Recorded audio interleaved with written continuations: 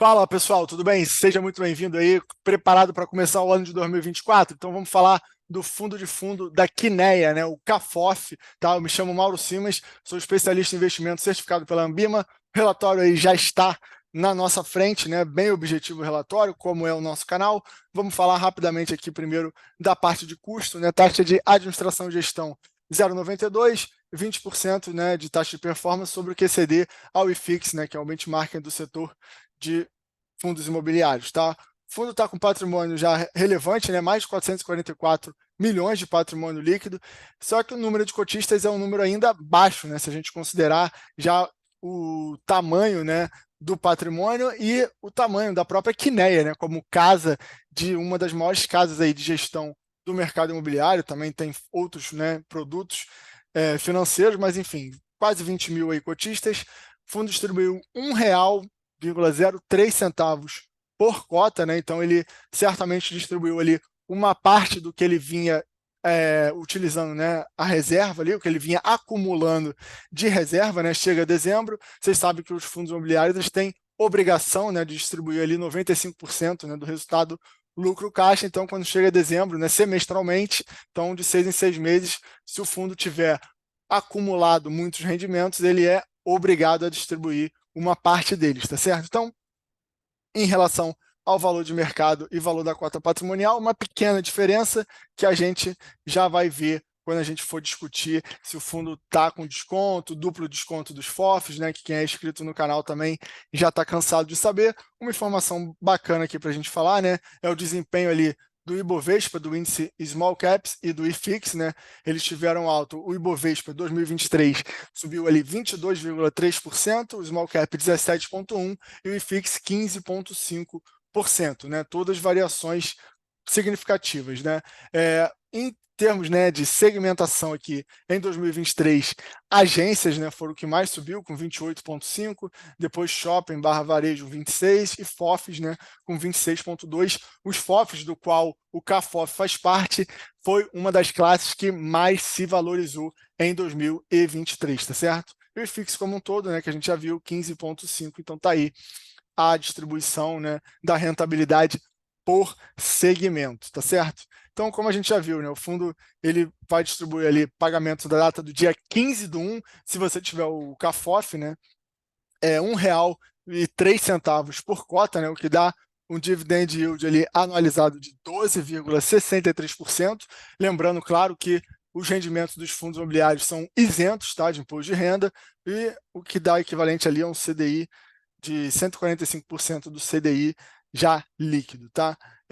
Então, o CAFOF, né, ele foi um dos fundos que mais se valorizaram, né? Deixa eu até aumentar aqui, teve um retorno de 39,1% ao ano, tá? A quinta maior valorização, né, dos fundos imobiliários ali com uma média superior a 500 mil, tá? E aqui ele elenca, né, os três principais motivos dessa valorização. É importante você entender, né, qual foi o racional do gestor por trás, né, que foi uma concentração em ativos reais, que tendem a se valorizar mais com a queda dos juros, né? Ativos reais, leia-se FI de tijolo, né? Então ele trocou ali uma remuneração menor durante algum tempo para uma valorização maior posteriormente, tá? Então outra parte foi uma parte da carteira, né, que aumentou, os ativos da carteira aumentaram o rendimento, né, seja por melhora operacional, seja por venda de ativos, e as trocas realizadas que geraram ganho de capital em alguns períodos, tá certo?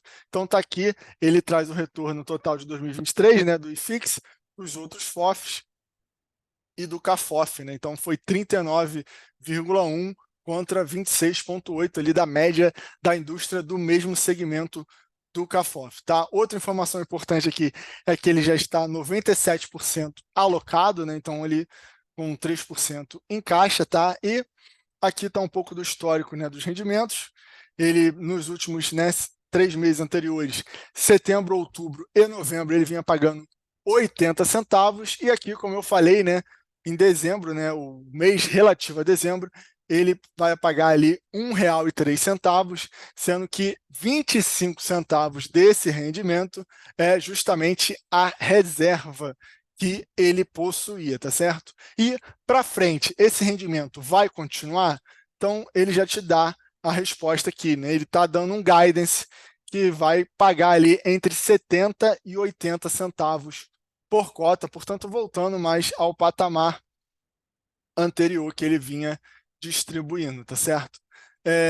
E também, ainda que ele tenha feito essa distribuição, ele ainda conta com uma reserva acumulada não distribuída de 70 centavos por cota, né? Então, é uma boa reserva ainda que pode garantir uma linearização dos rendimentos, se vier algum fato que prejudique, ou até uma distribuição extraordinária, como foi aqui em dezembro, lá para junho, julho do ano que vem, tá? Então, aqui ele quebra um pouco o desempenho, né, do IFIX e suas respectivas classes, isso, né, em relação a dezembro, que é o mês aqui desse relatório, tá? E aqui a gente chega na parte de desconto, né? Então, você tem hoje ali um desconto de apenas 0,1%, um desconto direto, mas você tem aquela questão do duplo desconto, né, que caso todos os ativos que estão hoje na carteira do CAFOF, se eles vierem a ser negociado ao seu valor justo, ao seu valor patrimonial, você teria um upside ali de 10,4%, né, que no total daria um desconto de 10,5%. Né? Eu lembro que quando a gente falou aqui do CAFOF no canal, não sei se foi na última ou na penúltima vez, esse duplo desconto aqui passava de 25%. Mas, enfim, agora já andou uma boa parte, mas ainda assim pode ser uma opção interessante para você. E aqui nesse quadro, né, ele quebra os descontos por segmento, né, chama atenção ali o desconto do setor de escritório, né?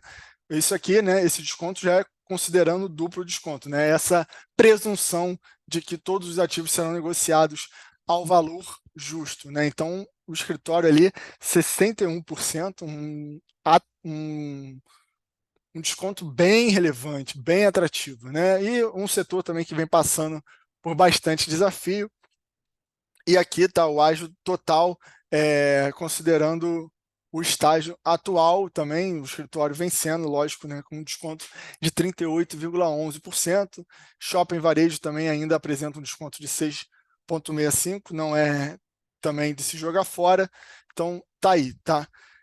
Em relação agora já ao caixa, né, estratégia, chegando aqui na parte da carteira, né, como eu falei lá em cima, 97% está alocado no core business, 3% em caixa, né, não dá para fazer grandes coisas com 3%, mas talvez possa comprar ainda alguns ativos. Tá? Em termos de estratégia, 44 são táticas, 52 que ele define como imobiliária. Eu entendo que tática aqui são possíveis ganhos de capital que ele pode vir a realizar. Tá? Isso aqui também é bastante importante, que é a segmentação, né? Que a gente consegue entender como o gestor está se posicionando dentre as classes de ativo. Né? Então, 32,2% está em CRIs, né?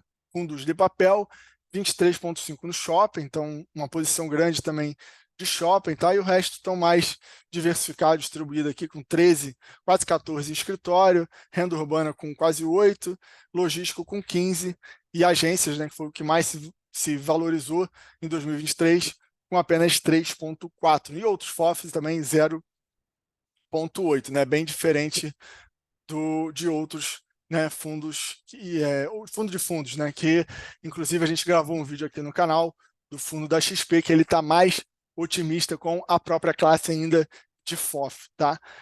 E aqui a gente chega talvez na melhor parte, né, dos relatórios dos FOFs, que a gente poder conseguir ver a carteira do gestor, né? Qual o fundo que ele está investindo, quais as maiores posições, qual que ele está apostando, né? Então, mais do que opinião aqui, como diz o Taleb, né? Não quero saber a sua opinião, mas quero saber o seu portfólio, né? Onde você coloca o seu dinheiro vale muito mais do que onde você acha que os outros devem investir. Então, a maior posição aqui é de um fundo da própria casa, o KNCR11, com 9,51, as três maiores aqui, o HCML11, que é o HSI Mall, fundo de shopping da HSI, e em terceiro, o LVBI, com 9,3, aí o CTPS com 6,47, um outro bloco aqui na faixa ali de 5%, um outro bloco na faixa de 4%, um outro na faixa de 3% e outro ali na faixa de 2%, outro na faixa ali de 1,5 a 2%, o outro na faixa de 1% aqui, tá? E aqui você pode, né, dar uma olhada, parar esse vídeo aqui nesse momento, ver se você está alinhado ou não está com o gestor. Eu, por exemplo, marquei alguns que eu tenho aqui na minha carteira pessoal, o BRCO, o BTCI, o ALZR, e outros aqui, o XPML também, que eu tenho, acabei não marcando, JSRE, e dessa maior posição eu tenho um pouco do LVBI 11, tá? Então, isso aqui é, ó, sem dúvida, a melhor parte do relatório, tá certo?